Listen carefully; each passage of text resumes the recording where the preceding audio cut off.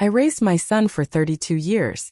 3 days after my husband and Apo's funeral, my daughter-in-law changed the locks on my own front door and taped $20 to it, folded into a small square, like she was paying a stranger for a service she no longer needed. My name is Vivian Ashworth. I am 68 years old.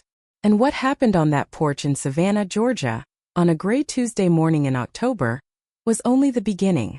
10 years later, I would sit at the head of a boardroom table in a building that bore my late husband and Apo's name on the lobby wall, and I would watch that same daughter-in-law stand in front of me, shaking, unable to say a single word in her own defense. But I am getting ahead of myself. Let me start where it started, on the porch with my hand on a doorknob that no longer turned. I had walked from the funeral home. It was only 6 blocks, and I told my son Derek I needed the air. The truth was I needed to be alone before I had to be strong in front of people again. Walter and Apo's casket had gone into the ground 2 hours earlier, and I had shaken 40 hands and accepted 40 variations of end quote.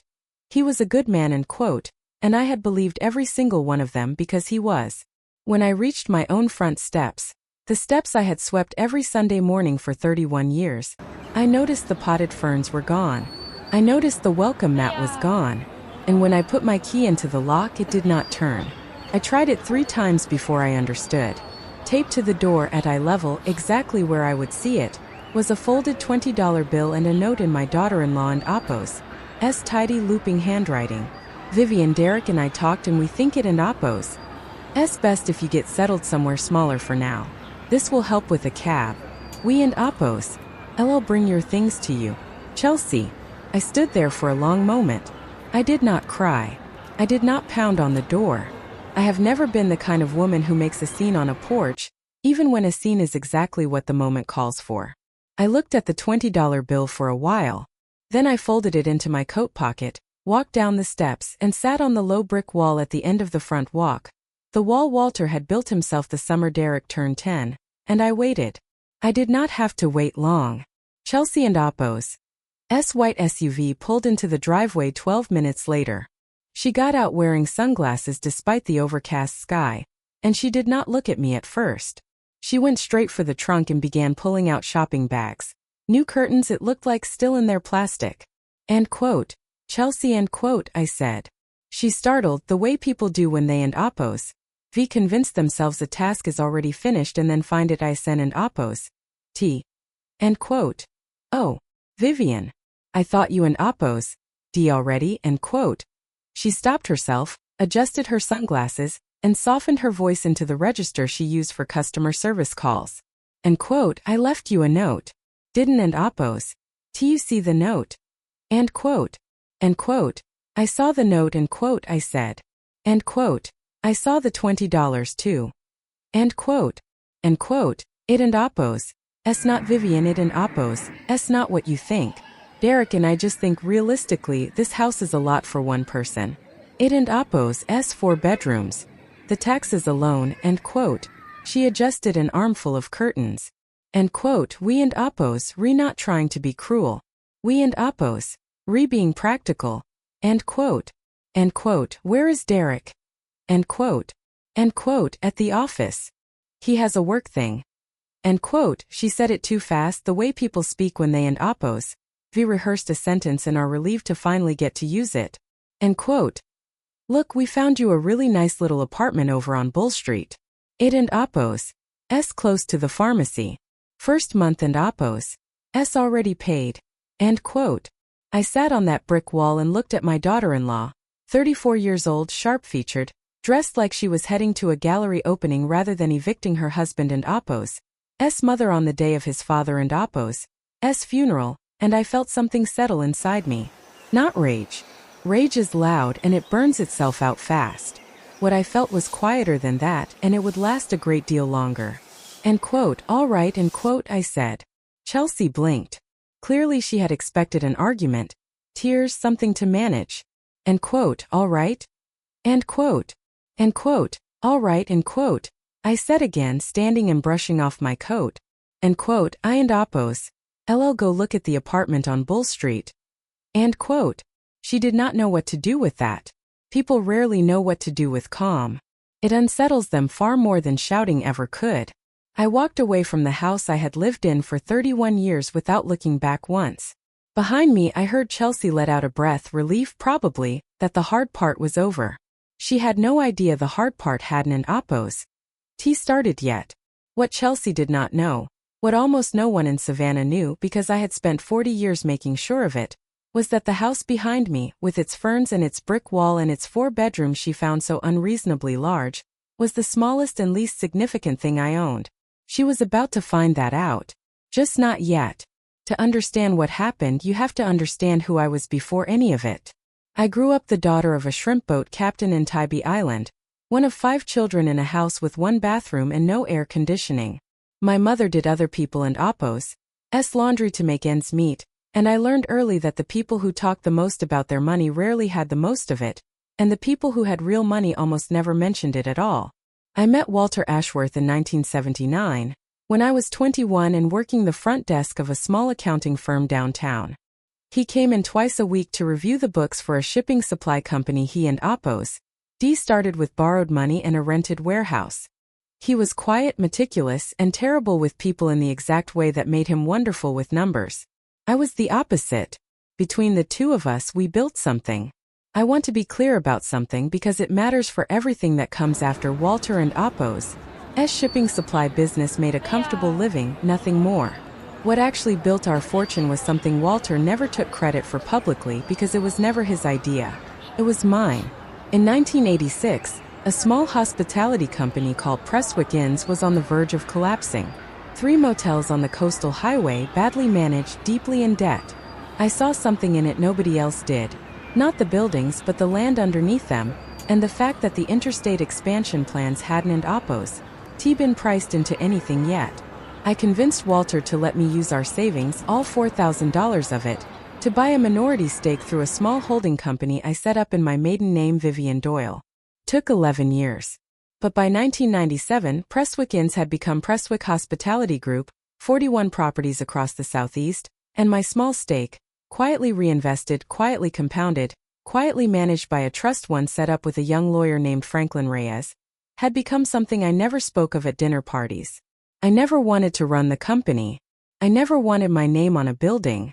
What I wanted and what I got was control without visibility, a majority position in the family trust that held the controlling shares of Prestwick, structured so carefully that even most of Prestwick and Oppo's own board didn't and Oppo's know the trust and Oppo's ultimate beneficiary. To the world, I was Vivian Ashworth, wife of a small businessman, member of the Garden Club, the woman who brought the good pound cake to church socials. Walter knew. Franklin knew. That was the whole list. We raised Derek in that same modest house on the same modest street, and I made sure, deliberately, carefully, that he grew up believing money was something you earned through hard, visible labor, not something that multiplied quietly in the dark. I thought I was teaching him humility.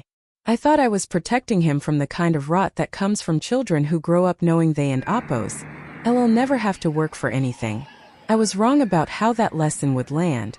Derek grew up decent enough, if a little soft-spoken, a little eager to please. But he married a woman who spent her 20s furious that her own family hadn't and Oppo's given her more, and who took one look at our small house and modest cars and decided, quite firmly, that there was nothing left to wait for. Chelsea Voss met Derek at a hotel conference in Charleston in 2011. She worked in event marketing. He worked, fittingly enough, in regional operations for Prestwick Hospitality Group, a company he had gotten a job at through a friend, with no idea whatsoever that his own mother controlled it from 3 layers removed, through a trust with a name so unremarkable nobody ever asked about it, the Ashworth-Doyle Family Trust. They married in 2013. I liked Chelsea well enough at first. She was polished, ambitious, quick with a compliment. It was only over the years that I began to notice how the compliments were always aimed upward, at people who could do something for her, and never once in a decade aimed at me. I remember vividly the night I told Walter I wanted to put our entire savings into Prestwick Inns. We were sitting at that same kitchen table, the one that would later hold 10,000 ordinary dinners, and he looked at me like I and Oppo's suggested we set the money on fire. End quote. For $1,000 Vivi, end quote, he said. End quote, that and Oppo's every dollar we have. If this goes wrong we lose everything. End quote. End quote, it and oppose. S not going to go wrong, end quote, I said. End quote, you don and oppose, T know that. End quote. End quote, no, end quote, I admitted. End quote, but I know that man who owns those motels doesn't and oppose. T understand what he and oppose. S sitting on. He sees 3 rundown buildings losing money. I see 3 parcels of land directly in the path of an interstate expansion nobody and oppose. S priced in yet. He wants out because he and oppose, S scared. I want in because I and oppose am not. End quote. Walter had studied me for a long time that night, really studied me the way he used to look at a set of books when the numbers didn't and oppose. T add up, and he knew somewhere in there was the one entry that would explain everything. End quote, you and oppose. We thought about this for weeks, end quote, he said.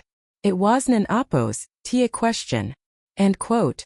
Months, end quote, I corrected. He was quiet for a moment, and then he did something I loved him for every day afterward, for 38 more years. He didn't and oppose. T asked me to prove myself further. He didn't and oppose.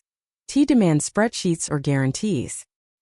He simply nodded once and said, end quote, all right. Then we do it. But Vivi, if this works, I don and oppose. T want my name anywhere near it. Not because I and oppose am not proud of you. Because I think whatever you and oppose, rebuilding here is smarter with a name nobody and oppose. S watching. Yours or mine, it doesn't and oppose. T matter which. Just not the name everyone already knows. End quote. That was the moment the Ashworth Doyle Trust was born, though it wouldn't and oppose. T have a name for another 12 years. That was the moment we decided together that the smartest thing either of us could do with power was make sure almost nobody knew we had it. We argued about Derek more than we ever argued about money. Walter thought I was too strict about keeping him in the dark. I thought Walter was too soft, too quick to slip the boy a few extra dollars, end quote. Just this once, end quote, when I and oppose, D deliberately made him save for something himself. We found our balance eventually, the way most good marriages do, not through agreement but through 30 years of trusting that the other person wanted the same thing, even when we disagreed about the path there. End quote. He and oppose, S a good boy, end quote. Walter used to say whenever I worried aloud that Derek was too eager to please, too quick to let other people and oppose, S opinion steer his own. End quote. He just hasn't and oppose, T had to be tested yet. Give him time. When it matters, he and oppose, I'll show you who he really is. End quote. I used to wonder, in the years after Walter died, whether my husband had actually believed that, or whether it was simply the kind of thing a father says about his son because the alternative is too painful to consider. I would not find out the true answer to that question until a rainy Thursday evening a year later, in a small apartment on Bull Street, watching my son and oppose, S shoulders shake at a window while he finally understood exactly what he and oppose, D let happen under his own roof.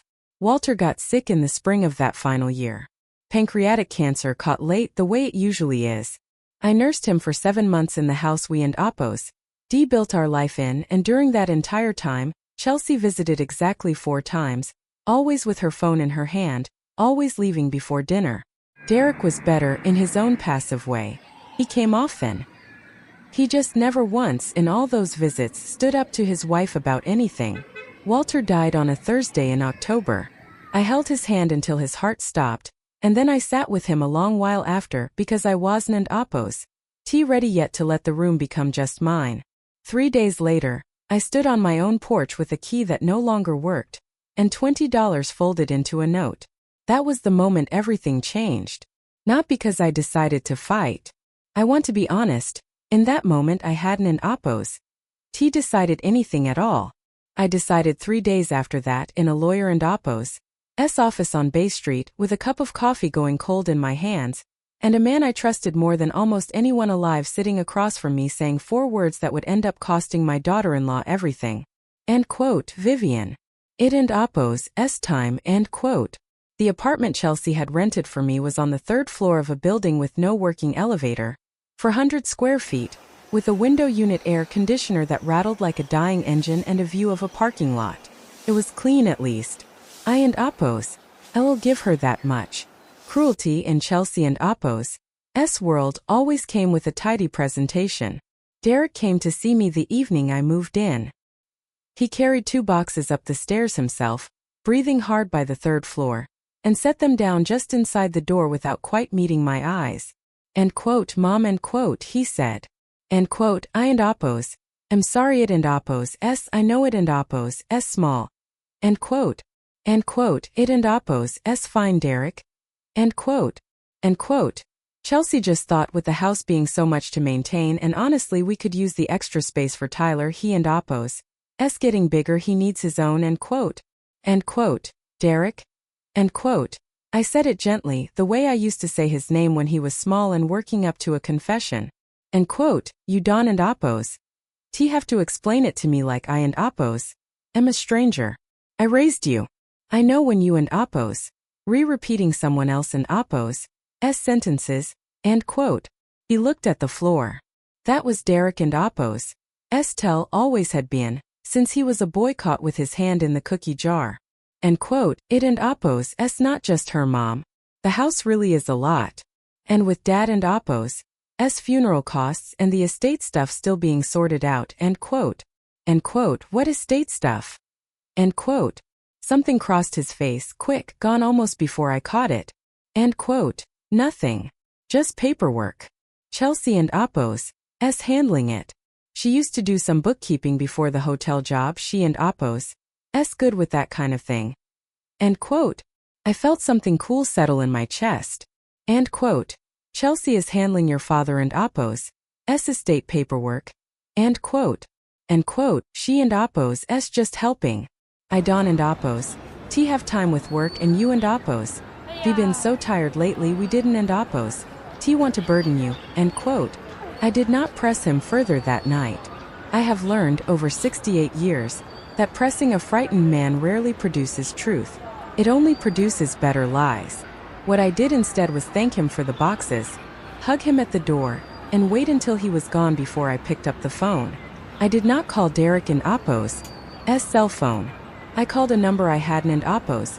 T dialed in almost 4 years, the direct line of Franklin Reyes, my late husband and Oppos' oldest friend, my trust and Oppos' attorney of record and the only person outside my immediate family who had known for 40 years exactly what I was worth. End quote. Vivian. End quote.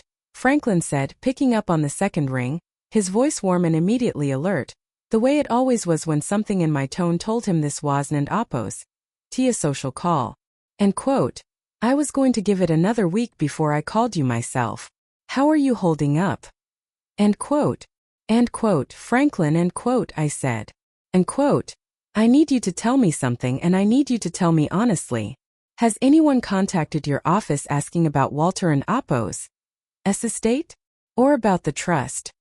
End quote. There was a pause. A meaningful one. End quote. Vivian. End quote. He said slowly. End quote. Why do you ask? End quote. End quote. Because my daughter-in-law just changed the locks on my house and put me in a 400-square-foot apartment 3 days after my husband and Oppos' funeral, and my son just told me she and Oppos' handling the estate paperwork. End quote. The silence on the other end of the line went on for 4 full seconds. When Franklin spoke again, his voice had lost all its warmth and gone entirely precisely professional. The voice I remembered from 40 years of watching him become a very different man the moment a client was actually in trouble. End quote. Vivian. End quote. He said. End quote. Someone using your husband and Oppos' social security number applied for a duplicate copy of his will 2 weeks ago. The request came from a law office in Charleston I and Oppos' never worked with. It was denied because I and Oppos' am the executor of record and nobody contacted me first for authorization. End quote. He paused. End quote. I was going to bring this to you gently once you and Oppos' had time to grieve. But I Don and Oppos' think gentle is the right approach anymore. Can you come to my office tomorrow morning? End quote. I looked around the tiny apartment. At the boxes Derek had carried up, still taped shut, containing what remained of fact. Someone had attempted to obtain a duplicate copy of Walter and Oppos' will using his social security number from an office Franklin didn't and Oppos' recognize. Fact. Derek had said Chelsea was, end quote, handling the estate paperwork, end quote, which was not something either of them had any legal standing to do, since I was the surviving spouse and Franklin was executor. Fact. Nobody, not Derek, not Chelsea, had any idea what I actually was worth, or that a woman they considered a sweet, aging, slightly helpless widow controlled, through a trust neither of them had ever heard of, the majority ownership of the very company that employed their son and Appo's father. I finished the tea. I washed the cup. And I went to bed in a stranger and Appo's apartment on Bull Street, and for the first time since Walter and Appo's diagnosis 8 months earlier, I slept a full, dreamless 8 hours. Because here is the thing nobody tells you about grief and betrayal arriving at the same time. Eventually, if you are built the way I am built, the sadness curdles into something with a spine. And that night mine did. I did not go to Franklin and Appo's office the next morning planning revenge. I want to be honest about that because the version of this story where an old woman plots vengeance from day one is a lie. And I have no interest in lying, not even for a good story. What I wanted walking into that office on Bay Street at 9 sharp was simply to understand. To know what had actually happened and what it meant and what, if anything, I needed to protect. Franklin and Appo's office hadn't and Appo's changed in 20 years.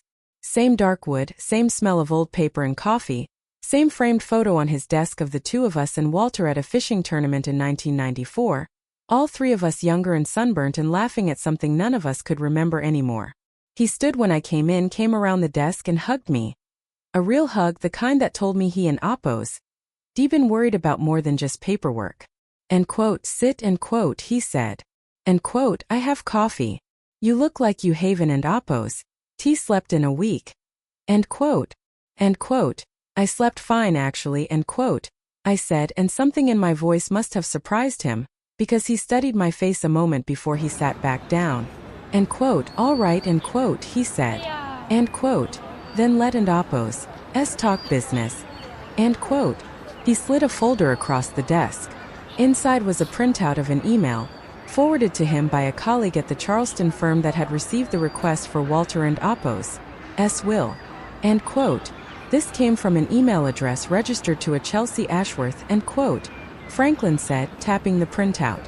End quote, using Walter and Appo's social security number, his date of birth, and a forged signature that is, and I want to be delicate here, Vivian, not a good forgery. It and Appo's the kind of forgery someone does when they think nobody in Appo's paying attention. When they think the surviving spouse is too grief-stricken and too naive about money to notice anything, end quote. I looked at the signature. It was close. Not close enough. End quote. What was she trying to get? End quote, I asked. End quote.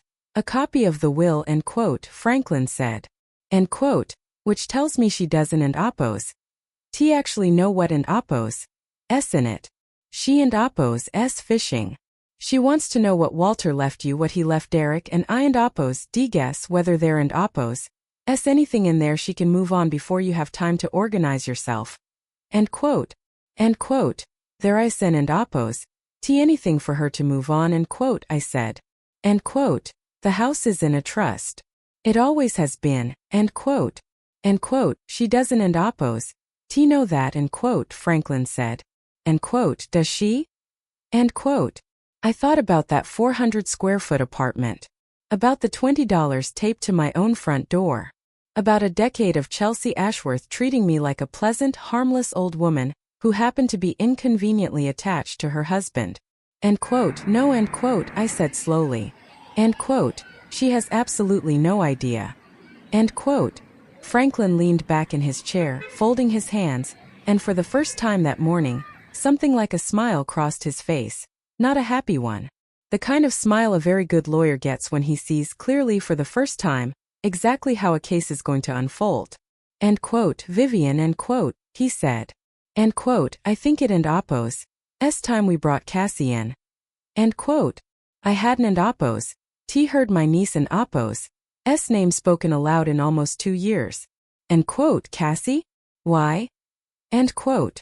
End quote. Because, end quote, Franklin said, end quote, if your daughter-in-law is bold enough to forge a signature 3 days after a funeral, she is not going to stop at a will. And I would very much like to know everything she does next before she does it. End quote.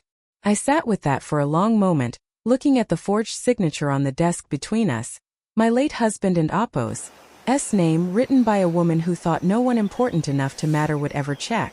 End quote. All right, end quote, I said finally. End quote. Bring in Cassie. End quote. I had no idea sitting in that office just how much that decision was about to reveal. Not just about Chelsea, but about how far she was already prepared to go. Cassandra Doylan was my late brother and Oppo's granddaughter, 28 years old and one of the sharpest people I have ever known. A fact she hid quite deliberately behind an easy laugh and a habit of dressing like she and Oppo's just come from a yoga class. She worked as a junior paralegal at Franklin and Oppo's firm, though end quote, junior end quote, undersold her considerably. Franklin had told me more than once that she caught things senior partners missed. She came to the apartment on Bull Street 2 days later, sat cross-legged on my one good chair, and set a laptop on her knees. End quote, Aunt Vivian quote, she said, she and Oppo's called me that since she was 7, end quote, I need you to understand something before we start. What I found ISN and Oppo's just about the will, end quote, tell me. End quote. Chelsea and Oppo's been working at Prestwick Hospitality Group for the last 3 years. Started in regional event marketing, same as Derek and Oppo's department, actually that and Oppo's how they ended up carpooling before they got married way back when. She and Oppo's been gunning for a VP position for the last 18 months. Vice President of Guest Experience, whole Southeast Division. End quote. Cassie turned the laptop toward me. End quote. Except 3 months ago, a rather large discrepancy showed up in the marketing budget for the coastal properties. About $62,000 routed through a vendor account that doesn't end Oppo's seem to actually exist. End quote. I felt my stomach tighten. End quote. Prestwick. End quote. Prestwick. End quote. Cassie confirmed. End quote. Aunt Vivi, I know you never talk about the company. I know it and Oppo's. It's not something you and Uncle Walter ever wanted to be public. But I have to ask you directly. Does Chelsea know? About the trust, I mean. About what you actually own. End quote. No, end quote, I said. End quote. She has never once been curious about my finances beyond assuming I don't and Oppo's have any worth discussing, end quote. Cassie exhaled, relieved and troubled in equal measure. End quote. Then this is either the boldest coincidence I and Oppo's ever seen, or she and Oppo's about to find out the hard way that the woman she just evicted controls 61% of the company she and Oppo's stealing from, end quote. I sat back in my chair. Outside the rattling window unit, a car alarm went off somewhere in the parking lot, and I barely registered it. End quote. Walk me through it, end quote, I said. End quote, all of it. From the beginning. End quote. Cassie did. She had pulled through channels I chose not to ask too many questions about. Internal financial records from Prestwick and Oppo's Southeast Marketing Division. A vendor called Coastal Creative Partners had been paid 4 times over the last 8 months for, end quote, event staging services, end quote, at properties that, according to the event's calendars, had held no events on the dates in question. The payments were approved by a marketing director named, Cassie turned the screen again, Chelsea R. Ashworth. End quote. The account the money and Oppo's routed to, end quote, Cassie said, end quote, traces back to an LLC registered in Georgia. Registered agent is a P.O. box. I ran the formation documents. Guess who and Oppo's listed as the organizer, end quote. I already knew. I said it anyway because some things need to be said aloud to become real. End quote. Chelsea. End quote. Chelsea, end quote. Cassie confirmed. End quote. She and Oppo's been quietly funneling company money into a shell company she controls for almost a year. And based on the internal emails I was able to pull, which again I want to be careful how we discuss where those came from, she and Oppo's been telling her supervisor that the vendor payments are tied to a major rebrand initiative she and Oppo's spearheading. One that and Oppo's supposedly going to be the center. And I thought about the fact that this same woman had looked me in the eye on my own porch 3 days after burying my husband, and called herself practical. End quote. Cassie, end quote, I said. End quote. I want you to keep pulling every thread. Quietly. I don't and Oppo's want a single person at that company to know anyone is looking. Not Chelsea, not her supervisor, not Derek. End quote. End quote. What about Uncle Franklin? Should he keep building the estate and conservatorship side alongside me, or work separately for now, in case one thread gets noticed before the other? End quote. End quote. Separately for now, end quote, I said. End quote. If Chelsea or anyone at Prestwick starts asking questions, I want it contained to one direction at a time. You focus on the financial trail. Franklin handles the estate fraud angle. I and Oppos, LL decide when the two come together. End quote. I thought a moment, then added end quote, and Cassie, document everything twice. Once for the file and once in plain language I can actually explain to Derek when the time comes. He and Oppos S going to need to understand this in a way that doesn't and Oppos T sound like a legal brief. A way that still lets him love his son through all of it, end quote. End quote. Especially not Derek, end quote. Cassie said gently, understanding immediately, the way she always did. End quote. Especially not Derek, end quote, I agreed. End quote. He doesn't and Oppos T know what and Oppos S happening under his own roof. I intend to find out exactly how deep it goes before anyone else does. End quote. Cassie closed her laptop and looked at me for a long moment, the way you look at someone when you and Oppos re-seeing a different version of them than the one you grew up with. End quote. Aunt Vivi, end quote, she said slowly. End quote. Can I ask you something? All these years, the small house, the modest car, letting everyone think you and Uncle Walter just got by, was it ever hard? Pretending to be someone smaller than you actually were? End quote. I thought about that question for a long moment before I answered because it deserved an honest answer. End quote. No, end quote, I said. End quote. It was never hard to be quiet, Cassie. What and Oppos S hard is watching people mistake quiet for weak. That and Oppos S the mistake Chelsea and Oppos S making right now. And it and Oppos S about to cost her everything. End quote. Word travels fast in a town like Savannah, and within a month everyone in our small orbit had a version of the story. The version Chelsea told was simple and I and Oppos I'll admit effective. Poor Vivian, grief hit her so hard she just couldn't and Oppos T manage the big house anymore. We found her something cozy, we check on her constantly. She said this at the Garden Club Christmas luncheon, where I still went every month, sitting in my familiar corner with my familiar cup of coffee, listening to my daughter-in-law explain my own downsizing to a table of women who had known me for 30 years. End quote. She and Oppos S doing okay, end quote. Chelsea told Marjorie Sutton, not realizing I was seated 4 feet behind her, half hidden by a ficus tree the club had never once successfully kept alive.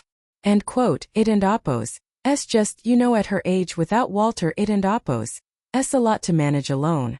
We check on her every week. End quote. Derek had visited exactly twice since October. Chelsea had visited 0 times. I said nothing. I drank my coffee. I let the story spread because a woman everyone believes to be a sad, downsized old widow is a woman nobody watches closely, and that, it turned out, was worth more to me than correcting a single rumor. What Chelsea did not know, and what almost destroyed her the moment she found out, was that I had spent that entire month in Franklin and Oppos S office 3 mornings a week, going over 40 years of trust documents with a fine-tooth comb, preparing something she would not see coming until it was standing directly in front of her. The trust was airtight. I want to say that clearly because it matters. Nothing Chelsea had done, the locks, the note, the forged request for Walter and Oppos S will, had touched a single dollar of what actually mattered. The house on our old street had, in fact, been in the Ashworth-Doyle family trust since 1998, held for my benefit during my lifetime and Derek and Oppos S after. Chelsea had evicted me from a house she and Derek had 0 legal ownership of, believing it was community property tied up in probate. It wasn't an Oppos T.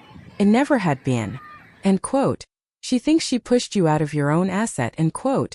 Franklin said one morning, sliding a property deed across his desk. End quote. In reality, she pushed you out of a house that legally belongs to a trust you control. Vivian, when you and Oppos re-ready, we could have that house back in your name, or out from under Derek and Chelsea entirely, within a week. End quote. End quote. Not yet, end quote, I said. Franklin raised an eyebrow. End quote. Not yet? Vivian, she stole your home. End quote. End quote. She thinks she did, end quote, I said. End quote. And right now, that belief is more useful to me than the house itself. End quote. I was not being cruel for its own sake. I want to be clear about that. What I understood sitting in that office was something I and Oppos D learned over 4 decades of watching companies rise and fall around dishonest people. The ones who think they and Oppos V already won are the ones who stop being careful. Chelsea, convinced she and Oppos D successfully sidelined a harmless old woman, was about to become reckless in ways a more cautious person never would. She proved me right within 2 weeks. Derek came to see me on a Sunday afternoon alone, his face carrying the particular strained tightness of a man juggling more than he wanted to admit. He sat in my one good chair, the same one Cassie had claimed weeks earlier, and turned his coffee mug in slow circles without drinking from it. End quote, Mom, end quote, he said. End quote. Can I ask you something and I need you to be honest with me? End quote. End quote, of course. End quote. End quote. Chelsea and Oppos S up for this VP position at work. Big one, Southeast Division corner office, the whole thing. She and Oppos S been working on this rebrand pitch for almost a year, and she keeps saying it, and Oppos S going to change everything for us. New house, private school for Tyler, all of it. End quote. He paused, turning the mug again. End quote. But she and Oppos S been weird about money lately. Secretive. There, and Oppos S this account she keeps saying is for a work project, but when I asked to see the statements she got really upset. Screamed at me. Said I didn't, and Oppos T trust her. End quote. He looked up at me, and for a moment he looked exactly like he had at 8 years old, confessing to breaking a window. End quote. Do you think, is it normal for a work project to need its own bank account that your husband can, and Oppos TC? End quote. I looked at my son. I thought about Cassie and Oppos S laptop, the shell company, the $62,000 in climbing. I thought about how easy it would be right there to tell him everything. I didn't, and Oppos T. End quote. Derek, end quote, I said gently, end quote. I think you already know the answer to that question. I think you and Oppos re-asking me because you and Oppos re-hoping I and Oppos I'll tell you and Oppos re-wrong. End quote. His face crumpled just slightly, and for the first time in months, I saw something in my son that looked less like a man who and Oppos D let his wife make every decision, and more like a man beginning slowly to wake up. End quote. What do I do? End quote, he asked. End quote. Nothing yet, end quote, I said. End quote, just watch. And Derek, whatever you see, whatever you learn, come to me first. Not her. Me. End quote. He nodded, and something in that nod told me he understood I was asking for more than patience. He was agreeing, without either of us saying it aloud, to choose a side. He had no idea yet how large that choice was about to become. Chelsea and Oppos S confidence, in the meantime, had begun to curdle into something bolder and considerably less careful. Cassie and Oppos S weekly updates, delivered over coffee in my small kitchenette, began to read less like a slow financial trickle and more like a woman who had decided, somewhere along the way, that no one was ever going to catch her. End quote. She leased a car, end quote. Cassie told me one evening, sliding a printout across the table. End quote. A white Range Rover, 42 months, $610 a month. Paid the down payment out of a personal account that, 3 days earlier, received an $11,000 transfer from the Shell LLC. End quote. End quote. She and Oppos S not even trying to hide it from her own bank statements anymore, end quote, I said. End quote. She doesn't, and Oppos T thinks she has to, end quote, Cassie said. End quote. As far as she knows, the only person who might ever look closely enough to notice is Derek and Oppos S never once asked to see her personal accounts. Why would he? He trusts her. Or he did anyway until 3 weeks ago. End quote. She flipped to the next page. End quote. There, and Oppos S more. She put a deposit down on a house in the Ardsley Park neighborhood. 6 bedrooms, pool, the whole thing. Nothing, and Oppos S closed yet. She and at some point doesn't, and Oppos T the depth just become cruelty for its own sake? End quote. It was a fair question, and I gave it the honest consideration it deserved before I answered. End quote. It might look like cruelty from the outside, end quote, I said. End quote. But every dollar she moves right now becomes evidence later, Cassie. Every purchase, every lease, every deposit, it and Oppos. S not me being cruel by letting her keep going. It and Oppos. S me making absolutely certain that when this ends, it ends completely, with a case so thorough that no clever attorney in Charleston can talk a judge into believing it was some kind of misunderstanding. End quote. I looked out the rattling window at the parking lot below, thinking of the $20 bill still folded in my coat pocket. End quote. I spent 38 years building something quietly enough that even my own son didn't and Oppos. Know it existed. I can be patient a little longer to make sure it and Oppos. S taken apart just as carefully. End quote.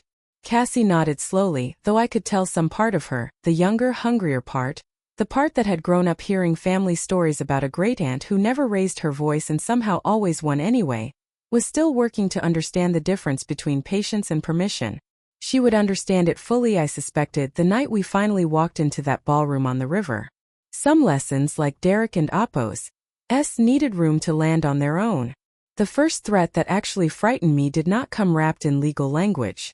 It came on a Tuesday afternoon in a grocery store parking lot, delivered by Chelsea in a voice so calm and pleasant that a stranger walking past would have thought we were discussing the weather.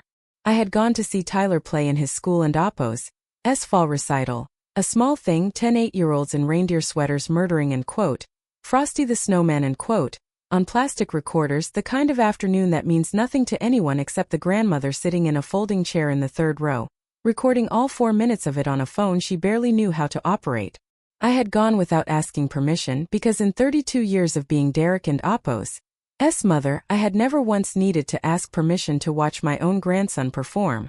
Chelsea was waiting for me in the parking lot afterward, arms crossed, sunglasses on despite the overcast sky. A look I was beginning to understand was less a fashion choice and more a habit of hers, a way of watching people without letting them watch her back. End quote. Vivian, end quote, she said. End quote. Can we talk for a second? End quote. End quote, of course. End quote. End quote. I saw you recording Tyler in there. End quote. Her voice stayed light, almost friendly, which somehow made what came next land harder. End quote. I just want to make sure we and Oppos on the same page about boundaries going forward. Derek and I talked and we think it and Oppos' important that visits with Tyler happen on a schedule. Something structured. Not just showing up wherever you feel like showing up. End quote. End quote. Chelsea, it was a school recital. It wasn't and Oppos' a private visit. End quote. End quote. I understand that. End quote. She smiled the same smile she and Oppos' worn on my porch 3 weeks earlier. End quote. I and Oppos' am just saying going forward it might be easier for everyone if visits were arranged through me. Just so there and Oppos' no confusion. End quote. I studied her for a moment, trying to find the seam in what she was actually saying. End quote. Are you telling me I need your permission to see my own grandson? End quote. End quote. I and Oppos' am telling you, end quote, she said, her voice dropping just slightly, losing a bit of its brightness, end quote, that it would be a shame if things got complicated. Tyler and Oppos' had a hard year with his grandfather passing and with you, and I Don and Oppos' want him getting confused about who and Oppos' taking care of him day to day. It and Oppos' a lot for a little boy to manage all these different houses, all these different situations, end quote. She let that last word hang there, vague and pointed at once. End quote. I just think it and Oppos' healthier if I and Oppos' am the one managing his schedule. For his sake. End quote. I understood standing in that parking lot exactly what she was doing. She was not worried about Tyler and Oppos' schedule. She was reminding me in the gentlest possible language that she held a lever I did not, that in a world where she believed I had nothing but a small apartment and a folded $20 bill to my name, my grandson was the one piece of leverage I couldn't and Oppos' outmaneuver. End quote. I would never do anything to confuse Tyler, end quote, I said carefully. End quote. I love that boy more than almost anything in this world. End quote. End quote. I know you think you do, end quote, Chelsea said, and something in her tone had gone cool now, the friendliness draining out of it entirely. End quote. But love us and Oppos' really the issue here, is it, Vivian? The issue is that Derek and I are trying to build a stable home for our son, And it and oppos. Hard to do that when his grandmother keeps showing up unannounced, looking sad and small in that little apartment, making him feel like he has to worry about you. End quote. She adjusted her sunglasses. End quote. I and oppos am not trying to be unkind. I and oppos am trying to protect him. I and oppos. Do you think you and oppos? Do you want that too? End quote. I did not raise my voice. I did not argue. I have told you already. I am not a woman who makes scenes in parking lots, even when the person standing across from me deserves one. End quote. I understand. End quote. I said instead and got into my car, and drove the 6 blocks back to Bull Street with my hands steady on the wheel and my mind working through something far colder and more precise than anger. That night I called Franklin, and for the first time since the funeral, my voice shook slightly when I spoke. End quote. She and oppos. Using Tyler. End quote. I told him. End quote. Not directly, she and oppos. Too careful for that. But she made it very clear tonight that if I make things difficult for her, my access to my own grandson is the first thing that disappears. End quote. Franklin was quiet for a moment on the other end of the line. End quote. Vivian, I need to tell you something, and I want you to hear it as your lawyer and not just as your friend. What you just described, using a child as leverage to control an in-law and oppos. Behavior that and oppos. Not just cruel. In a custody or family court setting, that and oppos. Exactly the kind of pattern that gets documented and weighed very heavily against a parent later. I want you to start writing down every conversation like the one you just had. Date it, time it, exact words if you can remember them. Not because I think it and oppos. Come to a custody fight tonight. But because women like Chelsea rarely stop at one lever, once they realize it works. End quote. End quote. I Don and oppos. Want Tyler caught in any of this. End quote. I said. End quote. Whatever happens with the money with the company, I Don and oppos. Want him to be a casualty of it. End quote. End quote. He won and oppos. End quote. Franklin said, and something in his voice, steady, certain, the voice of a man who had spent 40 years protecting people from exactly this kind of harm, settled me more than I expected. End quote. Vivian, listen to me carefully. The surest way to protect that boy from being used as leverage is to remove the leverage entirely. Right now, Chelsea believes she and oppos. Negotiating from a position of strength, the only grandmother he has left, controlling access to the only grandchild you have. She has no idea that within a matter of weeks, that entire equation is going to flip and flip permanently. Hold on a little longer. I promise you this will not touch Tyler the way you and oppos. Afraid it will. End quote. I trusted Franklin. I had trusted him for 40 years, through every deal, every contract, every quiet decision that had built the life Chelsea knew nothing about. But that night after we hung up, I sat by my rattling window unit for a long time, thinking not about trusts or shell companies or forged signatures, but about a boy in a reindeer sweater, murdering, end quote, Frosty the Snowman, end quote, on a plastic recorder with more joy than the song deserved, looking out into the crowd every few seconds to find my face and grin when he did. I would not let anyone use that boy as a bargaining chip. Not Chelsea. Not anyone. 2 days later, Derek called me. His voice tight in a way I recognized immediately. End quote. Mom, Chelsea told me you two had words at Tyler and oppos. Recital, end quote. End quote. We had a conversation, end quote. I said carefully. End quote. I wooed and oppos. Call it words, end quote. End quote. She says you made a scene. Said you were upset she asked you to coordinate visits through her going forward. End quote. I closed my eyes briefly. So this was how it would be told. Not as a mother-in-law being quietly threatened with the loss of her grandson, but as an unstable, difficult old woman making scenes at children and oppos. Recitals. End quote. Derek, end quote, I said. End quote. I want you to do something for me. Not because I and oppos am asking you to take my side. Just because I think it and oppos fair, and I think you and oppos a good enough father to want to know the truth either way. Ask Tyler and oppos teacher if there was a scene at that recital. Ask her specifically whether anyone raised their voice. That and oppos. All I and oppos am asking Derek. Nothing more than that. End quote. He didn't and oppos say anything for a long moment. When he finally spoke, his voice had lost some of its earlier certainty. End quote. I and Oppos, Ll ask, end quote, he said quietly. End quote. I and Oppos, Ll call her tomorrow. End quote. He did. And when he called me back 2 days later, his voice carried an entirely different weight than it had before. End quote. Mom, end quote, he said. End quote. Mrs. Delgado said there wasn't and Oppos, any scene. Said Chelsea was waiting in the parking lot for you specifically, and that she watched the whole conversation from the school entrance because it looked tense, and that you never once raised your voice. End quote. He paused. End quote.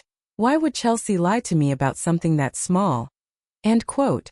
I thought about the answer to that question for a long moment before I gave it to him, because it was, in many ways, the truest thing I could tell him about his own marriage. End quote. Because small lies are easier to test, end quote, I said. End quote. And once you get good at telling small ones and getting away with them, Derek, the bigger ones start to feel just as safe. End quote. He was quiet on the other end of the line for a long time. I did not fill the silence. Some lessons need room to land on their own. End quote. I and Oppos, am starting to understand something, end quote, he said finally, his voice very small. End quote. Aaron and Oppos, Ti. End quote. End quote. Yes, end quote, I said gently. End quote. I think you are. End quote. 2 weeks later, Chelsea escalated in a way that told me everything about how confident she and Oppos become. Franklin called me on a Wednesday morning, his voice careful in a way that made me sit down before he and Oppos said a single sentence. End quote. Vivian, I need you to come to the office. Someone attempted to file a petition of conservatorship against you yesterday afternoon. End quote. I sat very still holding the phone. End quote. A conservatorship. End quote. End quote. A petition arguing you and Oppos no longer capable of managing your own affairs due to age, and I and Oppos am reading directly, and Oppos documented cognitive decline following the loss of her spouse, and Oppos filed by an attorney in Charleston. I and Oppos now had 2 separate run-ins with regarding your file. The petitioner listed is Chelsea Ashworth, on behalf of the family, end quote. For the first time since the porch, since the locks, since the $20 bill folded so neatly into a note, I felt something crack open in my chest that was not calm. End quote. On behalf of the family, end quote, I repeated. End quote. Derek didn't and Oppos sign that. End quote. End quote. No, end quote, Franklin said. End quote. Derek and Oppos name and Oppos on it at all. It and Oppos filed solely by Chelsea, listing herself as the concerned family member seeking to be appointed conservator of your finances and property, end quote. I understood in that moment precisely what Chelsea was doing. She had grown impatient waiting for whatever inheritance she assumed was coming. She had decided, evidently, that the fastest route to control of whatever assets she believed I had was not through Derek and Oppos' inheritance at all, but through legal control of me, declaring me incapable, appointing herself my conservator, and gaining direct authority over accounts and property she still, astonishingly, had no real understanding of. End quote. Franklin, end quote, I said slowly. End quote. What does she need to prove to win a petition like that? End quote. End quote. Medical evidence of incapacity, typically. A doctor and Oppos' evaluation. Documented instances of poor judgment or an inability to manage basic affairs, end quote. He paused. End quote. Vivian, has anyone approached you recently asking you to see a specific doctor? Sign anything? Take some kind of assessment? End quote. I thought back. And then I remembered, 3 weeks earlier, Chelsea had shown up at my apartment unannounced, sweetly insistent that I come with her to, end quote, just a routine wellness check. Vivian, it and Oppos covered under Medicare, it and Oppos I'll take 20 minutes, end quote. I had gone mostly to avoid an argument and sat through a battery of questions from a doctor I and Oppos never met before, in an office I didn't and Oppos recognize as belonging to my usual physician. I told Franklin all of this. His voice, when he responded, had gone very quiet and very hard. End quote. Vivian, that Dr. and Oppos' report is very likely the medical basis for this petition. I need you to come in tomorrow.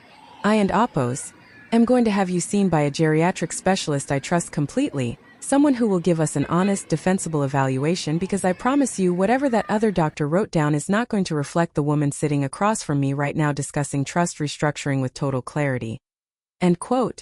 I sat in that tiny apartment on Bull Street after we hung up, and for the first time in this entire ordeal, I let myself feel afraid. Not of losing money. I had never once through all of this worried about money. I was afraid of something else entirely. A system that could, on the word of one greedy woman and one questionable doctor and Oppo's visit, strip a person of the right to make her own decisions. But fear, in my experience, is only useful for about 10 minutes. After that, it either turns into paralysis or it turns into fuel. I have never once let it become the former. I called Cassie that night. End quote. I need everything, end quote, I told her. End quote. Every email, every financial record, every scrap of evidence you can find connecting Chelsea to that shell company, and I need it documented well enough to survive a courtroom. She just tried to have me declared incompetent, Cassie. She is done being careless by accident. Now I am going to make her careless on purpose. End quote. There was a pause on the line, and then Cassie and Oppo's voice came back, low and fierce in a way I hadn't and Oppo's heard from her before. End quote. Aunt Vivi, tell me what you need me to do. End quote. End quote. I need you, end quote, I said, end quote, to help me build a trap she will walk into with her eyes wide open, believing the entire time that she and Oppo's the one setting it, end quote. Dr. Amara Whitlock, the geriatric specialist Franklin arranged, spent 2 full hours with me. She asked me about the trust structure I and Oppo's built in the 1980s, about the current interest rate environment, about a novel I and Oppo's finished the week before, about my late husband and Oppo's cancer treatment timeline in exacting detail. At the end of it, she looked at me with something like quiet respect. End quote. Mrs. Ashworth, end quote, she said, end quote, I and Oppo's reviewed the prior evaluation submitted with the conservatorship petition. I want to be direct with you about what I found. End quote. End quote. Please. End quote. End quote.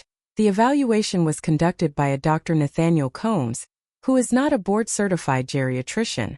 He and Oppo's a general practitioner who, according to public records, has had 2 prior malpractice settlements. The report itself uses boilerplate language that appears frankly templated, the kind of generic incapacity findings that could be copy-pasted into any file with minor edits. End quote. She slid a folder across the table. End quote. My own evaluation of you, conducted today, finds no evidence whatsoever of cognitive impairment. If anything, Mrs. Ashworth, your financial literacy and memory recall are well above average for your age bracket. End quote. I thanked her, and I meant it more deeply than she probably understood.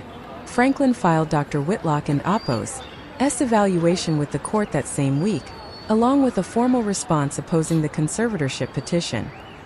He also quietly subpoenaed the billing records for Dr. Combs and Oppo's office, a step that turned out to matter a great deal more than any of us expected, because buried in those records was a single line item that changed everything: a cash payment of $800 made 2 days before my end quote wellness visit, end quote, from an account registered to the same Shell LLC Cassie had already traced back to Chelsea.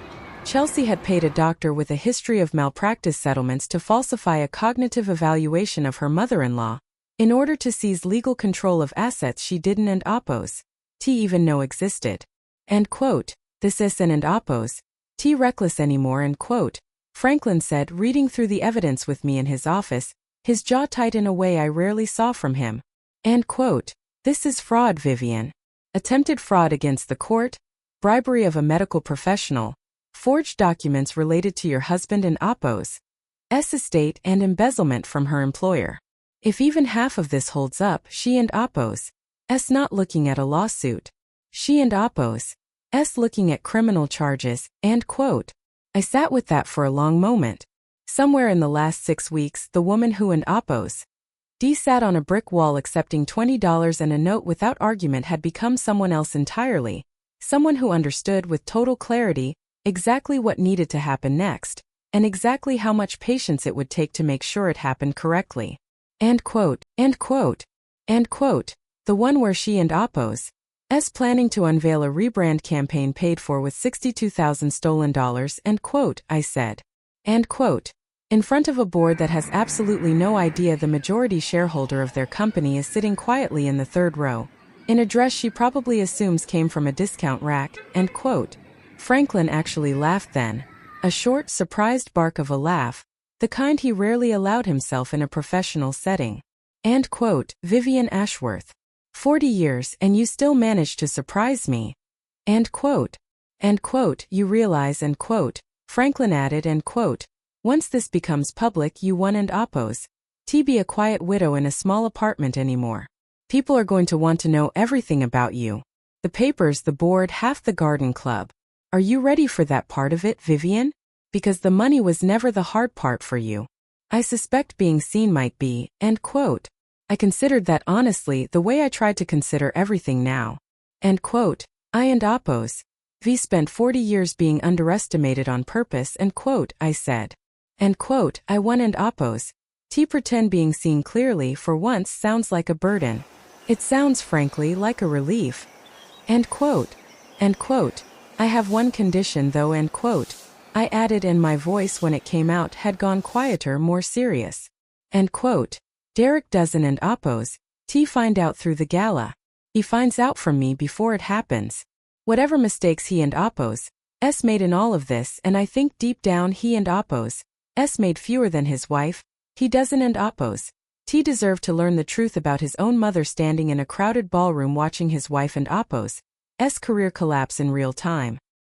He deserves to hear it from me first. End quote. Franklin nodded slowly. End quote. That and oppose fair. When do you want to tell him? End quote. I thought about my son, turning his coffee mug in slow circles, asking me if it was normal for a work project to need its own secret bank account, already beginning on some level to see what I and oppose seen for months. I thought about how much of this had been my choice to keep from him, and how much longer that choice could reasonably last. End quote. Soon, end quote, I said. End quote. Before the gala. He and oppose earned the truth. I just need a little more time to make sure the truth, when it lands, actually protects him instead of destroying him along with her. End quote. I told Derek everything on a rainy Thursday evening, in my small apartment on Bull Street, over 2 cups of tea that went cold before either of us touched them. I started at the beginning, Tybee Island, the shrimp boat, the $4,000, Prestwick Inns in 1986. I watched my son and oppose face move through disbelief, confusion, and finally something that looked almost like grief, as he began to understand just how much of his own life he had misunderstood. End quote. You own Prestwick, end quote. He said finally very quietly. End quote. The company I and oppose worked at for 11 years. You and oppose. Mom, you and oppose. Always owned it. End quote. End quote. The trust owns the controlling interest, end quote, I said. End quote. I control the trust. It and oppose not quite the same as owning it outright, but for the purposes of tonight, yes, I control it. End quote. End quote. And Dad knew. End quote. End quote. Your father knew everything. It was never a secret between us. It was only ever a secret from the rest of the world, because I wanted you to grow up believing that what you earned. I never wanted you coasting on money you didn't and oppose. Build yourself, end quote. Derek sat with that for a long moment, staring into his cooling tea. End quote. And Chelsea has no idea. End quote. End quote. None, end quote, I said. End quote. Which is why I need you to hear the rest of this very carefully, because it and oppose not going to be easy, end quote. I told him about the shell company, about the $62,000 now closer to 90, about the forged will request, the conservatorship petition, the bribe doctor.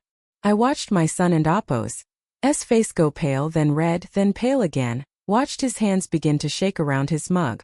End quote. She tried to have you declared incompetent, end quote. He said, his voice breaking on the last word. End quote. So she could control your money. Money she didn't and oppose even know existed. She was willing to do that to you over money that, as far as she knew, didn't and oppose even exist, end quote. End quote. Derek, end quote. End quote. No, end quote. He stood up so fast his chair scraped hard against the floor. End quote. No, I need a minute, end quote. He walked to the small window, hands pressed against the sill, his back to me, and I watched my grown son and Appo's shoulders shake with something that took me a moment to recognize as barely contained sobbing. End quote. I let her move you into this apartment. I carried your boxes up those stairs myself. I told myself it was practical. I told myself she was just being. I Don and Appo's. Do you know what I told myself? I let this happen. End quote. I got up and crossed the small room and put my hand on his back, the way I had when he was small and inconsolable over something that felt enormous at the time and would, in a week, be forgotten. End quote. You didn't and Appo's. Tino end quote. I said. End quote. You and Appo's finding out now. What matters, Derek, is what you do with it. End quote. He turned to face me, his eyes red, his jaw set in a way that reminded me sharply of his father. End quote. What happens now? Are you going to have her arrested? End quote. End quote. That and Appo's. It's not entirely up to me, end quote, I said. End quote. There and Appo's. A district attorney involved once the embezzlement piece moves forward, and that part of it is out of my hands. But there and Appo's. SA shareholders and Appo's. Gala in 3 weeks, Derek, where Chelsea is planning to unveil her VP pitch, using the very money she stole. I intend to be there. I intend for the board to understand exactly what and Appo's been happening under their roof and exactly who and Appo's been allowing it, end quote. Derek was quiet for a long moment. End quote. And me? Where do I fit into all of this? End quote. End quote. That, end quote, I said, end quote, is entirely your choice. You can come to that gala as my son and stand beside me when the truth comes out, or you can stay home and let it happen without you. I won and Appo's. Think less of you either way, but I think you already know which version of yourself you actually want to be. End quote.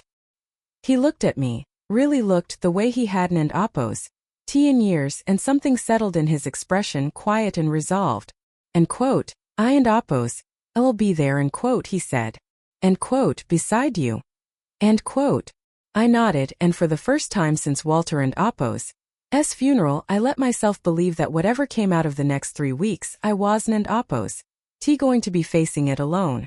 The 3 weeks before the gala were the strangest of my life.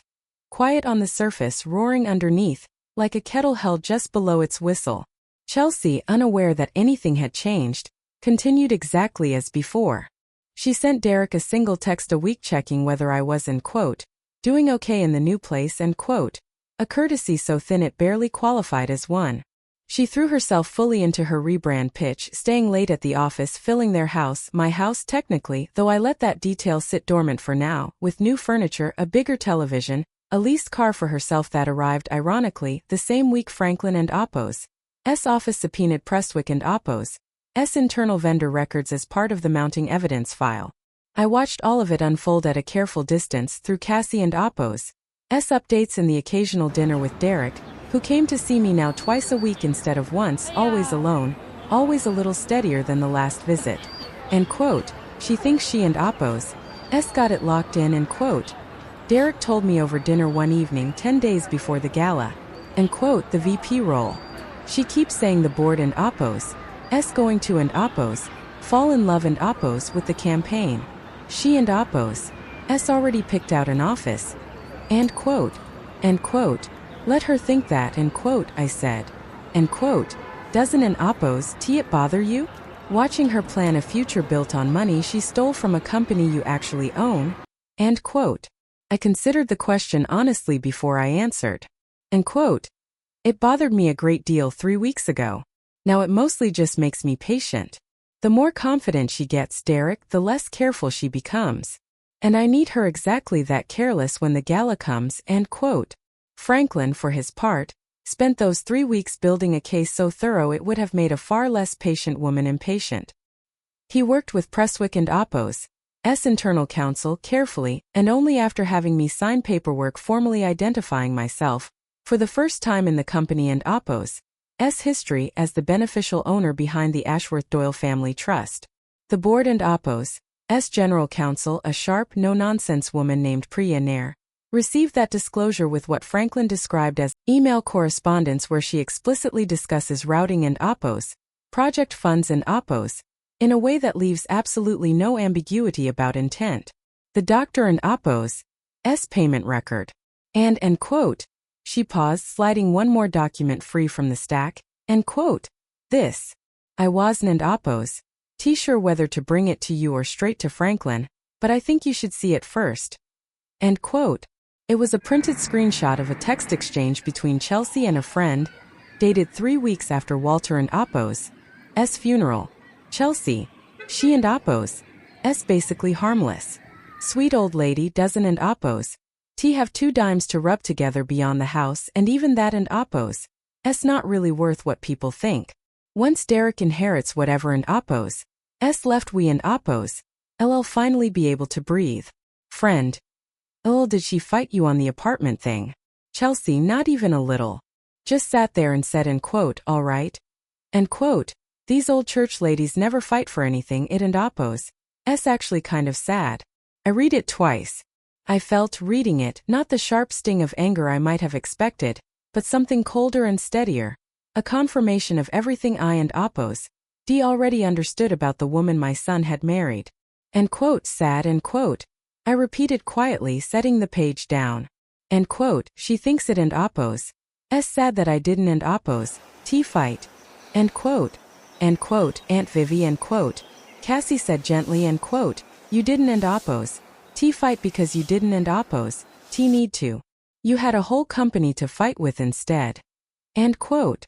I looked up at my niece, and for the first time in 3 weeks, I felt something that had been missing since Walter and Apo's funeral. Not happiness, not quite yet, but something close to it. Readiness. End quote, 2 days, end quote, I said.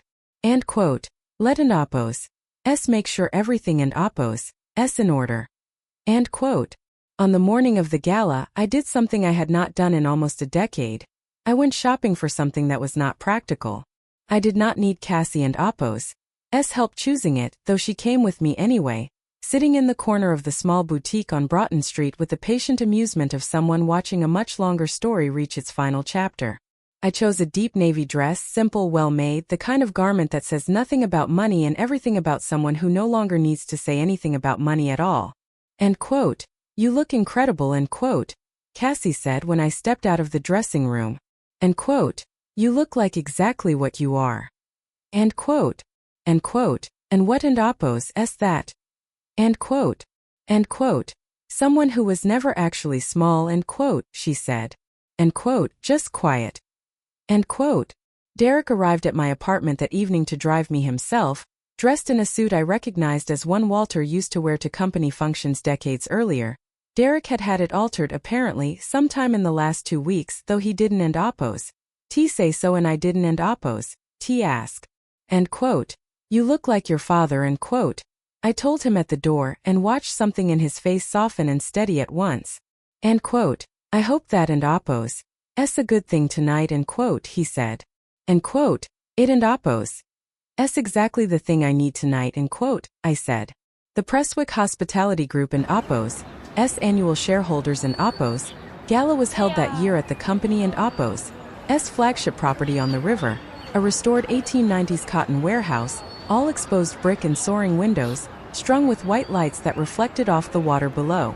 I had not set foot in a Prestwick property in almost 15 years, and walking through those doors, I felt something unexpected. Pride, quiet and unshowy, in what 4,000 borrowed dollars and 40 years of patience had grown into. Cassie was there too, tucked near a side table with a glass of sparkling water she wasn't and Apo's drinking, her eyes tracking the room with the same quiet vigilance she and Apo's brought to every folder she and Apo's handed me over the last 6 weeks. She caught my eye across the crowd and gave the smallest nod. A gesture that said more clearly than words could have, everything is exactly where it needs to be. End quote, you didn't and Apo's have to come tonight, end quote, I told her when she made her way over a few minutes later. End quote, Aunt Vivi, end quote, she said, end quote. I have been waiting 6 weeks to watch this woman find out who she and Apo's actually been talking down to at Thanksgiving. I wasn't and Apo's going to miss it for anything, end quote. She glanced toward the stage, where a projector screen was already glowing faintly with the evening and Apo's branding, and lowered her voice. End quote. For what it and Apo's worth, whatever happens up there tonight, I want you to know I and Apo's V never respected anyone the way I respect you right now. Not for the money. For how long you were willing to wait to use it right. End quote. I squeezed her hand, unable for a moment to find the right words back. Franklin met us just inside the entrance, dressed sharper than I and Oppos. D seen him in years, Priya Nair standing beside him in a dark suit, her expression carefully neutral in the particular way of a lawyer who already knows exactly how her evening is going to go. End quote. Vivian, end quote. Franklin said, taking my hand. End quote. Ready? End quote. End quote. I and Oppos. V been ready for 6 weeks, end quote, I said. Priya leaned in slightly. End quote. Mrs. Ashworth, I want you to know on behalf of the board, though they Don and Oppos. T know it yet, I and Oppos. V reviewed every piece of documentation your team compiled. It and Oppos s airtight. When you and Oppos ready to move forward tonight, I and Oppos I'll be standing right beside you. End quote. Crossed the ballroom I saw her. Chelsea, radiant in a champagne-colored gown, laughing at something a board member said, one hand resting lightly on his forearm in the practiced, professional way she and Oppos D perfected over a decade of exactly this kind of room. She had no idea yet that the quiet woman she and Oppos D once called harmless and sad was standing 40 feet away, wearing navy, flanked by a lawyer and general counsel, waiting for the exact right moment to walk toward her. Derek and Oppos S hand found mine, steadying the way it hadn't in Oppos T in years. End quote. Mom, end quote, he said quietly. End quote. Whatever happens next, I and Oppos am glad I and Oppos am standing here beside you. End quote. End quote. So am I, end quote, I said. And together we began to walk toward the front of the room, where the evening and Oppos S presentations were about to begin. The lights dimmed. A hush fell over the room as the Prestwick board chairman, a silver-haired man named Gerald Kim, stepped up to the small stage to introduce the evening and Oppos S centerpiece presentation, the unveiling of the coastal properties and Oppos rebrand initiative presented. He announced by, end quote, one of the brightest rising stars in our Southeast Division, Chelsea Ashworth, end quote. Applause rippled through the room.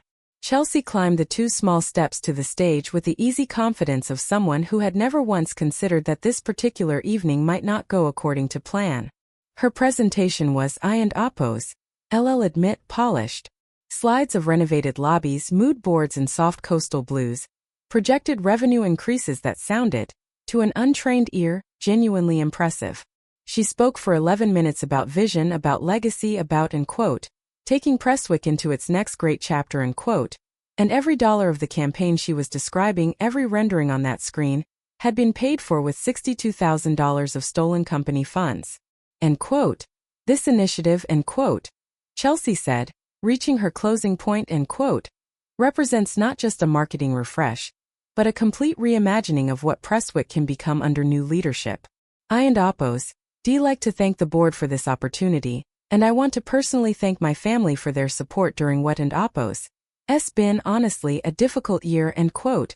She paused and something flickered across her face, a small practiced softness she and Oppos D clearly rehearsed. End quote.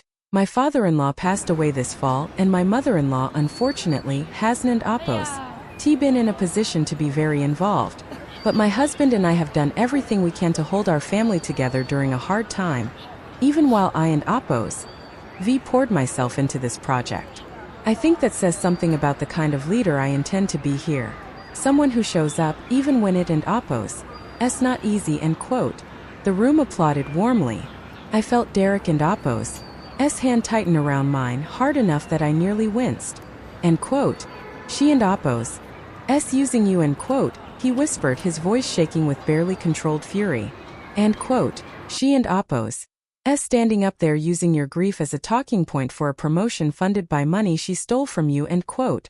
End quote. I know, end quote, I said quietly. End quote. Let her finish. End quote. Gerald Kim returned to the stage as the applause died down, beaming. End quote. Thank you, Chelsea, truly remarkable work. Before we move to the formal board vote on the VP appointment, I understand there and Oppos S someone in the room this evening who has a few words she and Oppos D like to share, a rather significant shareholder. I let go of Derek and Oppos S hand, squeezed it once and walked toward the small stage, Franklin and Priya falling into step slightly behind me, the whole room watching a woman in a simple navy dress climb 2 small steps she had absolutely no trouble climbing.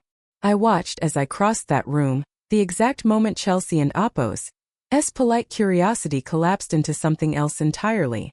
It happened the instant she saw Franklin, my husband, and Apos' oldest friend, a name and face she and Apos' have recognized from Walter and Apos' funeral, walking a half step behind me like an attendant beside royalty. Her champagne-colored smile did not disappear all at once. It faltered first, the way a light flickers before it fails completely. End quote. Vivian? End quote, she said, and for the first time in 10 years, I heard something in her voice I had never once heard directed at me before. Uncertainty. I stepped up to the small stage and took the microphone from Gerald, Kim, and Apos' hand with a steadiness that surprised even me. End quote. Good evening, end quote, I said, and my voice, amplified across that soaring brick room, did not shake even slightly. End quote. My name is Vivian Ashworth. Some of you have never heard that name before tonight, and I understand why. For nearly 40 years I and Apos' made it a point to stay out of rooms exactly like this one. End quote. I let the silence sit a moment before continuing. End quote.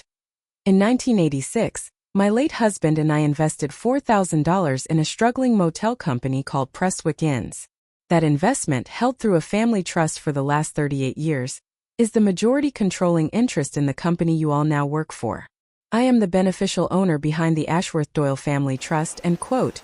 I paused, watching the ripple of shock move visibly across the room, watching Gerald, Kim, and Apos' carefully composed expression falter for just a moment before he recovered it. End quote. I share this not out of vanity, but because it and Apos' directly relevant to what I and Apos' am about to say next. End quote.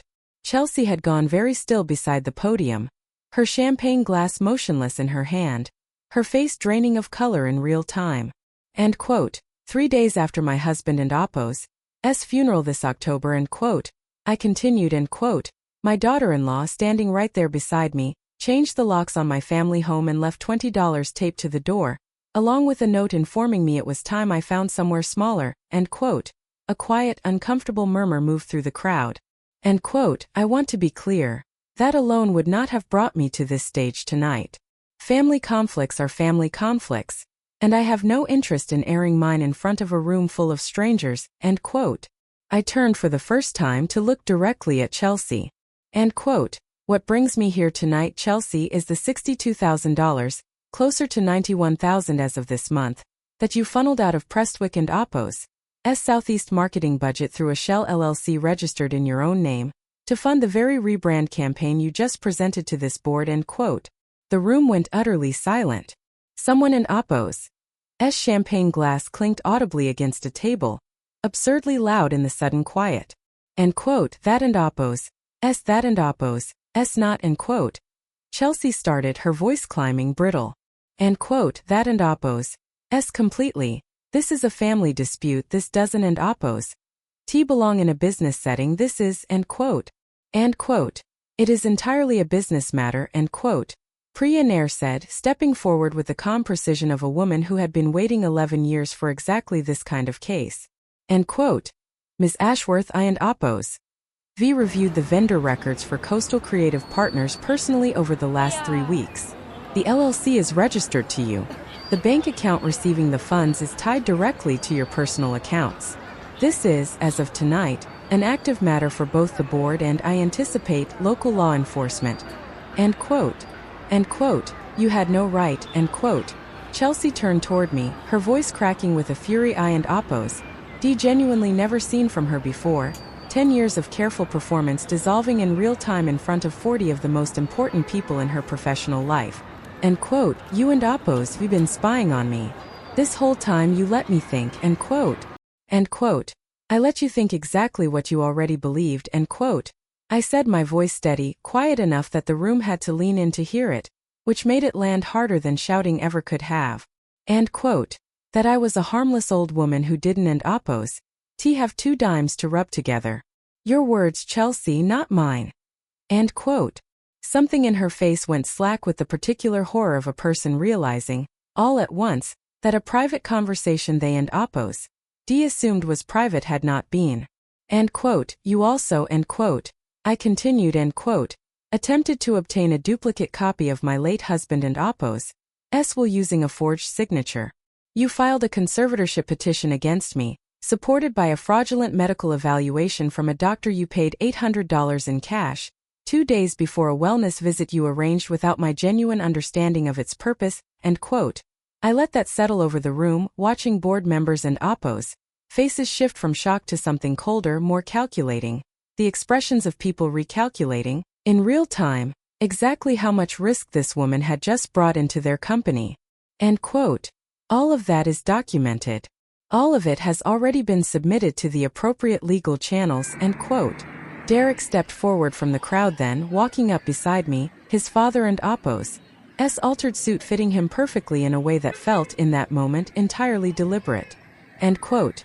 Chelsea, end quote, he said, and his voice, though quieter than mine, carried through that silent room with a weight that surprised even me. End quote. I want everyone here to know something. I didn't and Oppo's know about any of this until 3 weeks ago. When I found out all of it, the money, the doctor, the conservatorship petition, I made a choice. I and Oppo's am standing here beside my mother because that and Oppo's the choice I made. End quote. Chelsea stared at her husband, her mouth working soundlessly, the champagne glass finally slipping from her fingers to shatter against the polished floor. End quote. Derek, end quote, she said, her voice barely a whisper now, all the polish gone. End quote, please. Not here. Not like this. End quote. End quote. You did this here, end quote. Derek said, and though his voice shook, it did not waver. End quote. You chose this room. You chose this stage. I and Oppo's am just finishing what you started. End quote. Gerald Kim cleared his throat, and when he spoke, his voice carried the particular gravity of a man who understood exactly what had just happened to his company and Oppo's reputation and exactly how quickly he needed to act to contain it. End quote. Ms. Ashworth, end quote, he said, end quote, in light of what and Oppo's been presented tonight, the board is suspending your candidacy for the vice president position, effective immediately, pending a full investigation.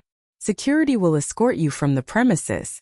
I and Oppo's also strongly recommend you retain counsel before Ms. Nair and Oppo's office contacts you formally tomorrow morning, end quote. Chelsea looked around the room, at the board members who would not meet her eyes, at the colleagues who had applauded her 11 minutes earlier, at her husband standing beside the mother-in-law she had once dismissed as sad and harmless, and I watched, in that moment, 10 years of careful performance collapse entirely, with nowhere left to go and no one left to perform for. 2 security guards approached, quiet and professional, and Chelsea, for the first time since I and Oppo's known her, did not say a single word in her own defense. But the room was not finished with her yet. As the guards reached her, one on either side, a voice rang out from near the bar, Marjorie Sutton and Oppo's husband Todd, who sat on the Prestwick board and had known Walter for 30 years. End quote. I have a question before this woman leaves, end quote, he said, standing, his voice carrying easily across the now silent ballroom. End quote. Chelsea, you stood up there 11 minutes ago and told this entire room your mother-in-law and Oppo's hasn't and Oppo's been in a position to be very involved in Oppo's this year. You used her grief as part of your pitch. Was that before or after you had her evaluated for a conservatorship? End quote. Chelsea did not answer. She did not look at Todd. She stared instead at some fixed point on the floor, her jaw working uselessly. End quote. I asked, end quote. Todd continued, end quote, because I sat on the board that approved your candidacy for this promotion based partly on the story you told us about your character, about showing up for family during hard times. I think this room deserves to know exactly which version of that story was true. End quote. End quote. That and Oppo's enough, Todd, end quote. Gerald Kim said quietly, though not unkindly, more the voice of a man trying to keep a difficult evening from spiraling entirely out of his control. End quote. The board will handle this appropriately, through the appropriate channels, end quote.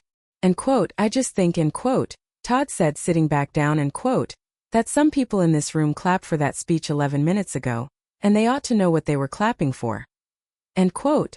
A ripple of quiet, uncomfortable agreement moved through the crowd. I watched a woman near the front, someone I didn't and Oppo's T recognized, likely one of Chelsea and Oppo's own colleagues in the marketing division, set down her champagne glass and stepped back half a pace, as if putting physical distance between herself and whatever this had become. The security guards guided Chelsea toward the side entrance. She stopped once just before the doors and turned back. Not toward the board, not toward Gerald Kim, but toward me, standing at the front of the room in my simple navy dress, Franklin on one side and my son on the other. End quote. You could have just told me, end quote, she said, and her voice, for the first time all evening, sounded genuinely young, genuinely lost, stripped entirely of the polish she and Oppo's D spent a decade perfecting. End quote. If I and Oppo's D known who you actually were. If you and Oppo's D just Vivian, none of this had to happen. End quote. I considered her for a long moment before I answered, because I wanted the answer to be true, not just satisfying. End quote. I did tell you, end quote, I said. End quote. Every single day for 10 years I told you exactly who I was. Quiet, patient, someone who noticed more than she said. You just decided all on your own that quiet meant nothing worth paying attention to. End quote. I paused. End quote. That was never my mistake to fix, Chelsea. It was always yours to make, end quote. She held my gaze for one more second, and then the guards eased her toward the door, and the ballroom doors closed behind her with a soft, final click that seemed, somehow, louder than anything that had been said all evening. Gerald Kim cleared his throat again, addressing the stunned room. End quote. I think, end quote, he said, end quote, we and Oppo's I'll take a short recess before continuing the evening and Oppo's program, end quote. He turned to me and something in his expression had shifted entirely, deference now real and unhurried. End quote. Mrs. Ashworth, I believe the board owes you a considerably longer conversation than we have time for tonight. Might I call your office this week? End quote. End quote. You may call Franklin and Oppo's office, end quote, I said. End quote. I Don and Oppo's T currently have one of my own. I and Oppo's V never much wanted one. End quote. Gerald Kim smiled, the first genuine smile I and Oppo's D seen from him all evening. End quote. No, end quote, he said slowly, looking at me the way people look at something they and Oppo's only now seeing clearly for the first time. End quote. I Don and Oppo's T imagine you have. End quote. The weeks that followed moved quickly, in the particular way that consequences do once they finally arrive after being delayed too long. Prestwick and Oppo's internal investigation, combined with the documentation Franklin and Priya had already assembled, resulted in a formal referral to the Chatham County District Attorney and Oppo's office within 10 days. Chelsea was charged with embezzlement, forgery, and attempted fraud in connection with the conservatorship petition. The bribery of Dr. Combs became a separate matter entirely, resulting in charges against him as well, and the eventual revocation of his medical license. Chelsea and Oppo's case did not go to trial. Faced with evidence Priya described as, end quote, about as airtight as documentation gets, end quote, her attorney negotiated a plea agreement, restitution of the full amount stolen, formal probation, and a felony conviction that would follow her for the rest of her professional life. She would never again work in corporate finance or hold a position of financial trust. The conviction saw to that permanently. Derek filed for divorce 6 weeks after the gala. It was not an easy decision for him, and I want to be honest about that. Despite everything, some part of him grieved the marriage he and Oppo's D believed he had, even as he built, carefully and deliberately, the life he actually wanted instead. He moved into a small rental 2 streets from my apartment on Bull Street, and Tyler split his time between them, though Chelsea and Oppo's contact with her son grew more limited as the legal proceedings dragged on and her own life narrowed considerably. I want to say something here about what I did not do because I think it matters as much as what I did. I did not use my position at Prestwick to have Chelsea publicly humiliated beyond what her own actions had already earned. I did not pursue additional civil claims for the emotional toll of the eviction, though Franklin advised me I likely could have. I did not when reporters from the local business journal began sniffing around the story, end quote, secret majority owner unmasks daughter-in-law and Oppo's embezzlement scheme at gala, end quote. One particularly breathless headline read, grant a single interview. End quote. You could tell your side, end quote. Cassie said one afternoon, showing me the article on her phone. End quote. You could set the record straight. End quote. End quote. The record is already straight, end quote, I said. End quote, it doesn't end oppose. T need my help. End quote. What I did do in those weeks was quietly return the house on our old street to my own name, and quietly begin having the ferns replanted along the front walk. The custody arrangement for Tyler was settled far more gently than I and oppose. D feared on the night I first learned Chelsea had used him as a lever in that grocery store parking lot. Derek was granted primary physical custody, with Chelsea receiving supervised visitation pending the resolution of her criminal case. Not because I asked for it, not because Franklin pushed for it, but because the family court judge reviewing the case read the same documentation Priya Nair had described as airtight, including a dated, written account I had kept, exactly as Franklin advised, of the conversation in that parking lot. Derek told me afterward that the judge had read it aloud in chambers slowly and asked Chelsea and oppose's attorney directly whether his client understood that a grandmother and oppose's access to a grandchild was not a bargaining chip to be traded for silence. Her attorney had no answer for that either. Tyler, for his part, understood very little of the legal machinery moving around him, and I made sure, as much as it was within my power, that it stayed that way. He knew his parents weren't and oppose living together anymore. He knew in the vague, unbothered way that 8-year-olds absorb difficult things, that his mother was, end quote, going through something hard, end quote, and that visits with her, for now, needed a grown-up in the room. What he knew most clearly, and what mattered most to me, was that his grandmother and oppose's house had its ferns back, and that Sunday dinners had resumed exactly where they and oppose's left off, at the same table, with the same off-key grace Walter used to say before every meal, which Derek had taken to saying now in his father and oppose's place. I watched Chelsea and oppose's public unraveling from a careful distance after that. The local business journal ran 2 more pieces, one on the plea deal, one 6 months later, a brief item noting she and oppose's relocated to Charleston and taken a position considerably diminished, doing administrative work for a small property management firm that, as far as I could tell, had no idea about her history. I felt, reading that second article, not satisfaction exactly, but something closer to a quiet, settled kind of peace, the sense of a story that had finally fully run its course. Franklin retired from active litigation that same spring, though he kept the trust and oppose's affairs entirely his own, the way he had for 40 years, and I suspect the way he intended to for the rest of both our lives. Priya Nair, for her part, sent me a single handwritten note after the case concluded, which I still keep folded in the same desk drawer as the $20 bill. Mrs. Ashworth, in 11 years of corporate law, I have never once watched patients do more work than evidence did the night we finally used it. Thank you for the education. I framed that one too eventually, though not right away. Some things need a little time before you understand exactly how much they mattered. Spring came to Savannah the way it always does. Slowly, then all at once, azaleas blooming along every fence line, the air turning thick and sweet with the particular humidity that means summer ice and oppose far behind. I moved back into the house in March, 6 months after the porch, the locks, the $20 bill. Derek helped me carry the last of my boxes up the front steps himself, and this time he stayed for dinner and Tyler came too, and we sat at the same kitchen table where Walter and I had eaten 10,000 ordinary meals over 31 years. I took the Presswick VP position off the table entirely, of course. That vacancy went eventually to a marketing director from the Charleston properties, a quiet, competent woman named Renata who had no idea, when I sat in on her interview, exactly how closely her new majority shareholder had watched her work.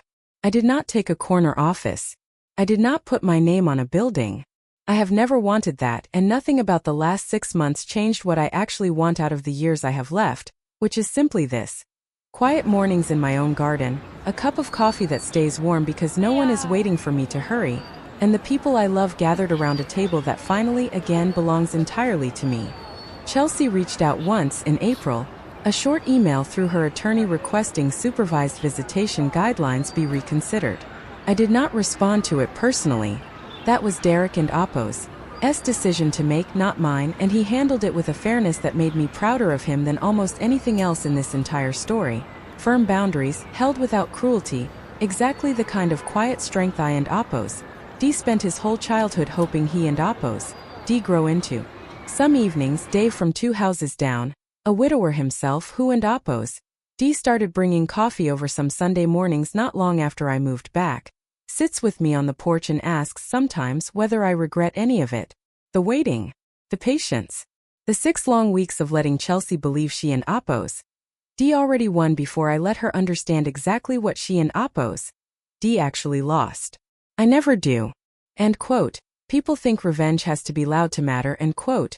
I told him one evening in May, watching the light go gold and soft over Margaret and Oppos. Over my roses blooming again along the fence exactly where they always had. End quote. It doesn't end Oppos T. The quietest kind is usually the only kind that actually holds. End quote. I gave my son and his family a home for years without asking anything in return. I gave my daughter-in-law every chance a mother-in-law could reasonably give. Patience, silence, the benefit of every doubt. Right up until the moment patience stopped being a virtue and became an invitation. What I learned sitting on a brick wall on the worst day of my life holding a $20 bill I never spent, is this: the people who mistake your calm for your weakness are always eventually the ones who discover exactly how wrong they were. I still have that $20 bill. It and Oppos. Framed now on the wall of my study, beside a photograph of Walter at that long-ago fishing tournament, laughing at something none of us can remember anymore. Some people ask me if that and Oppos. Morbid. I don't and Oppos, T think it is. I think it and Oppos, a reminder for the rare bad days, and there are still a few, of exactly how far quiet patience can carry a woman who refuses to be underestimated twice. The roses came back this spring, same as they always do. Everything that and Oppos, built to last usually does. I think often about the version of that October morning where I might have chosen differently, where I pounded on that locked door, screamed on the porch, called Derek at his office and demanded he choose right then between his mother and his wife. I think about how satisfying that might have felt for exactly as long as it lasted, and how little it would have actually changed. Chelsea would have called it exactly what she and Oppos, D already decided to believe about me. A bitter old woman, unable to let go gracefully, making her son and Oppos' life harder out of jealousy. It would have cost me the one thing that ended up mattering more than any single confrontation ever could have: time. Time to gather the truth so completely that no one, not even Chelsea and Oppos' own attorney, could argue their way around it. Derek asked me once, not long after he moved back into the neighborhood, whether I and Oppos' D always known, even on that first morning, that things would end the way they did. End quote. No, end quote. I told him honestly. End quote. I didn't and Oppos' T know anything that morning except that I wasn't and Oppos' T going to give her the satisfaction of watching me fall apart on my own front steps. Everything after that, Franklin, Cassie, the trust, the gala, that was built one careful week at a time, the same way everything else in my life has ever been built. I and Oppos' V never been the kind of woman who plans 10 steps ahead, Derek. I and Oppos' V only ever been the kind who refuses to take the next step carelessly, end quote. He nodded slowly, the way he does now when he and Oppos' actually turning something over rather than simply agreeing to end a conversation. End quote. I hope Tyler grows up like that, end quote, he said. End quote, like you. End quote. End quote. He will, end quote. I told him, watching my grandson chase a garden lizard across the brick walk Walter built with his own 2 hands, laughing so hard he nearly tripped over the very same wall where, 6 months earlier, I once sat holding a $20 bill and deciding quietly exactly what kind of woman I still intended to be. End quote. He already is. He just hasn't and Oppos' T been tested yet. End quote. Some evenings, sitting on that porch with a cup of coffee gone just slightly cold because nobody and Oppos' rushing me to finish it, I still take that framed $20 bill down off the study wall and hold it for a moment before putting it back. Not out of bitterness. Out of something closer to gratitude. For the reminder that the coldest, quietest mornings of a life are sometimes the ones that end up teaching you exactly how much strength you were carrying all along, and had simply never needed to spend before.